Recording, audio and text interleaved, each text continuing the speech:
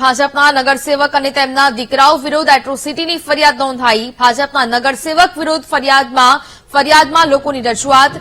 જ્યારે કુંભારવાડામાં ગાડીમાં અવાજ ધીમો રાખવાની નજીવી બાબતે મારામારી થઈ હતી। ભાજપના વોર્ડના આગેવાનો તેમજ ભરવાડ સમાજે પોલીસવાળાને રજૂઆત કરી। મારામારીની ઘટનામાં નગરસેવક હાજર જ નહોતા તેવી રજૂઆત કરવામાં આવી છે। ફરિયાદીએ એટ્રોસિટીની કલમનો દુરુપયોગ કર્યાની પણ રજૂઆત કરવામાં આવી છે। જિલ્લા પોલીસ વડા હર્ષદ પટેલને યોગ્ય કાર્યવાહી કરવાની માંગ કરાઈ છે।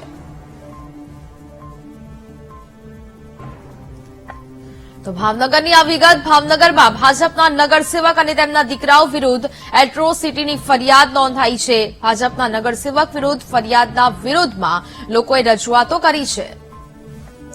સંવાદદાતા નીતિન સોની ફોનલાઈન પર જોડાયા છે।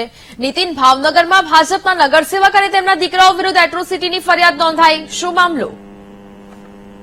એ ચોક્કસ જણાવજો। ભાવનગર શહેરનો જે કુંભારવાડા વિસ્તાર છે ત્યાં 2 દિવસ પહેલા મોડી રાત્રિના સમયે એક મારામારીનો મામલો સામે આવ્યો હતો। આ જે સમગ્ર ઘટના હતી એમાં ભારતીય જનતા પાર્ટીના જે કોર્પોરેટર છે બાબુ મેર કરીને અને એના પુત્રો છે 2, એ સહિત 5 લોકોની સામે ફરિયાદ નોંધવામાં આવી છે।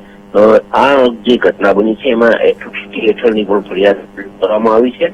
બીજી બાજુ બંને પક્ષ દ્વારા કહી શકાય કે તટસ્થ તપાસ માટે પોલીસને રજૂઆત કરવામાં આવી છે। ગઈકાલે જે વ્યક્તિઓને માર મારવામાં આવ્યો છે તે લોકોએ પણ જે દલિત સમાજ છે એમણે પણ એક રેલી કાઢી અને પોલીસને રજૂઆત કરી હતી।